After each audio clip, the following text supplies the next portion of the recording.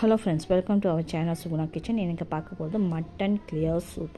இதை செய்யறது ரொம்பவே ஈஸி, குழந்தைங்களுக்கும் ரொம்பவே பிடிச்சிருக்கும். ரொம்ப காரம் இருக்காது, ஸ்பைசியஸாக இருக்காது, சூப்பராக சாப்பிட்ருவாங்க. நீங்கள் இது மாதிரி செஞ்சு கொடுங்க குழந்தைங்களுக்கு.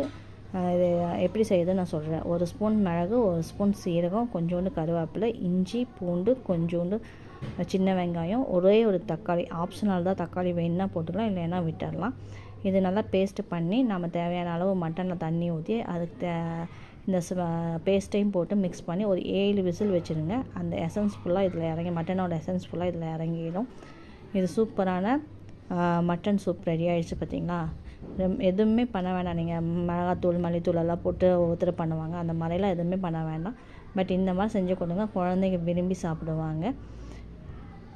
என்னோடய சேனலை ஃபாலோ பண்ணிக்கோங்க. இதை ட்ரை பண்ணி பாருங்கள். சாப்பிட்டு எப்படி இருக்குதுன்னு கமெண்ட் பண்ணுங்கள். என் சேனலை சப்ஸ்கிரைப்